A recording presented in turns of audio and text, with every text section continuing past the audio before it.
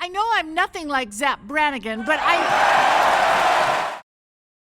Over the past few years, cancel culture has become an unusual standard when approaching a celebrity or public figure that has arguably done something unforgivable, and it's a way of removing any form of recognizable influence they may have, showing the power of the masses.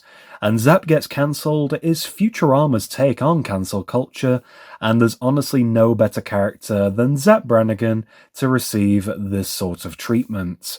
And I find him to be a frustratingly comical character because of his lacking self-awareness. He is very much responsible for his actions, but he refuses to accept responsibility when called out for doing something wrong. But you can never take away his integrity or his honor. Plus, it was mostly Kif's fault. What? There's nothing honourable about this, which is a cowardly trope often expressed throughout the series.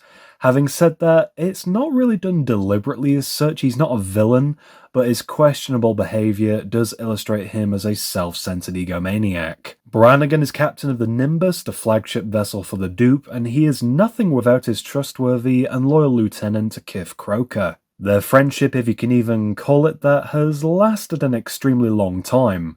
And when Zapp is in some form of trouble, he'll somehow always find a way to shamefully involve Kif. How this man has not committed some form of revenge-focused atrocity proves that he really does have the patience of a saint. Damn it, Kif, don't speak when I tell you to, you filthy worm!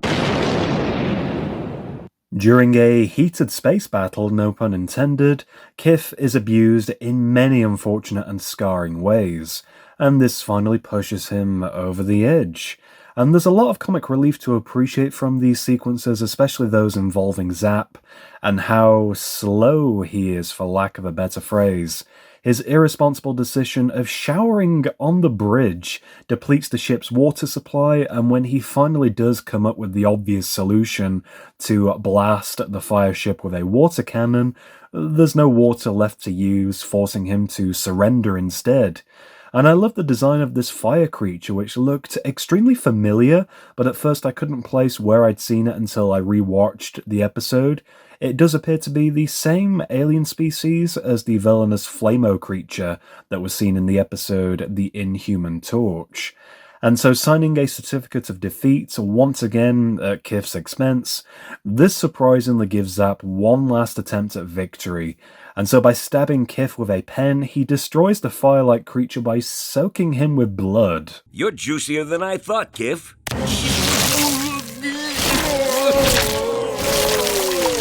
And it's at this point where Kif finally stands up to Brannigan, which I was hoping would have been a more impactful scene, if I'm being honest.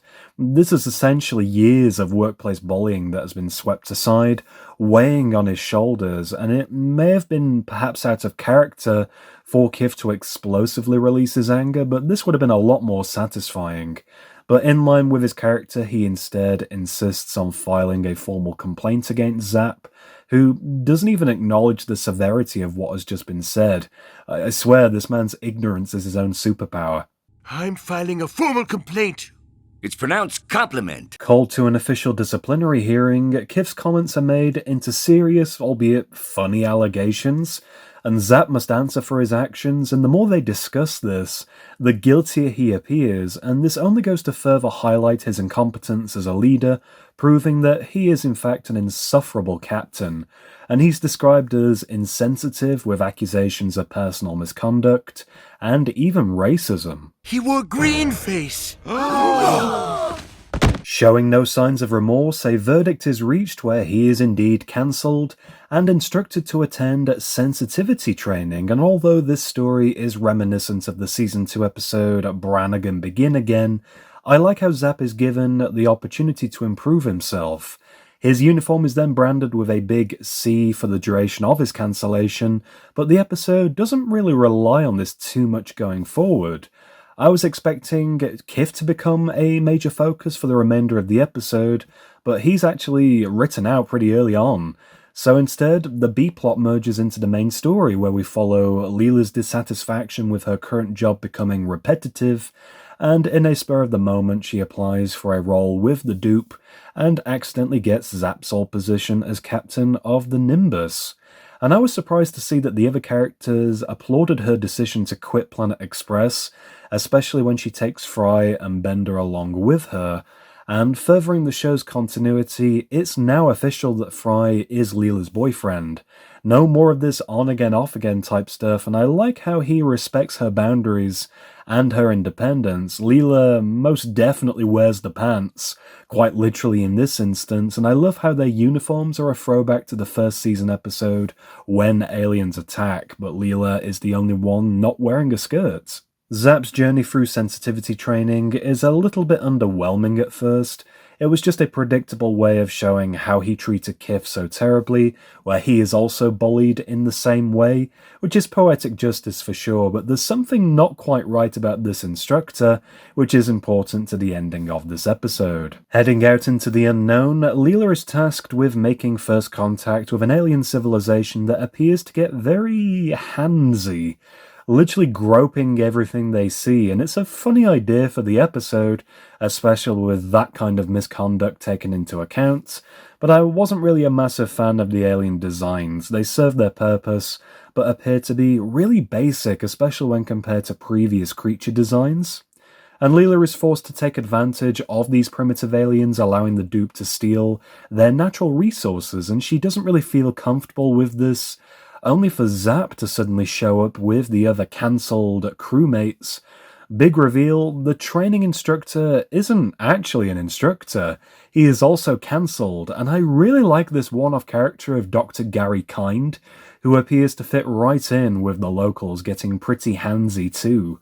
And he threatens to destroy the planet's renewable air supply whilst calling out Leela for not being a ruthless enough captain. Captains need to be ruthless. Women belong in the kitchen. Leela is then ordered to use the laser cannons from the Nimbus to fire at Gary, which seems really excessive, and she refuses as she doesn't want anybody to get caught in the crossfire, which is understandable. Zapp is asked to do the same thing and to step in, and at the worst possible moment, he proves that he actually learned something about cultural sensitivity, which ignites a foolish rant from Gary Kind about modern politics making people weaker, and so to prove a point, he's then asked to be captain of the Nimbus, and he doesn't hesitate and just fires upon himself, without realizing he's just executed himself in the process. And so this stops him from poisoning the planet's natural air supply and therefore saves the primitive aliens. I'll be honest, at first I wasn't really impressed with this episode. It didn't get as many genuine laughs out of me, and I was disappointed that more time wasn't spent on Zapp actually being cancelled. Considering how public figures of our time are cancelled, usually becoming an online witch hunt of sorts, I was expecting something a lot more to satirise that mindset of the cancellation. Perhaps Kif and his courage to stand up to Zapp could have maybe influenced a mutiny amongst the other dupe officers, and they could have banded together to aid in his cancellation. They don't appear to respect him, but regardless, this part of the story was pretty tame compared to modern politics.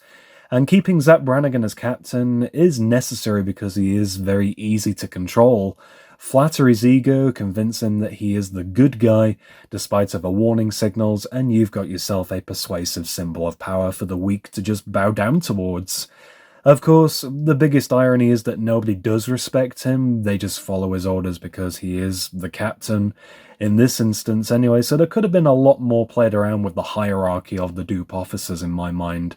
That could have been a lot more interesting. Brannigan is actually taught a lesson about respecting his fellow co-workers, but will this actually change anything going forward? Almost certainly not. There's a lot of untapped comedy left between the characters of Zapp Brannigan and Kif in particular, where the love-hate dynamic is necessary to make their character chemistry work. Speaking of Zapp Brannigan, I'd also like to give huge props to Billy West for his voiceover in this episode. Many fans have noted that Fry, Zoidberg, and Zapp in particular do sound a little bit off this season, and unlike their characters who usually become timeless, the voice actors behind them do indeed age, where Billy West is now in his early 70s, but is still giving his best to every single performance he does on this show and beyond, and I think that's very credible, and I absolutely love his performance on the show. It wouldn't be the same without him. He's a very talented voice actor, and certainly does bring a lot of heart to the characters that he does portray. Anyway, that's going to do it for this review. Apologies for this being a lot later than usual. Unfortunately, I was out of action with the flu this past week, but luckily I am feeling a lot better for the most part. And wow, there's only 2 episodes left of Futurama for this season, and I'm excited to see what they'll have in store for us. Leave a like if you enjoyed this review, drop me a comment, did you appreciate Futurama's take on the whole cancellation thing? And of course, for more videos, be sure to subscribe to my YouTube channel, DVD Review Studios.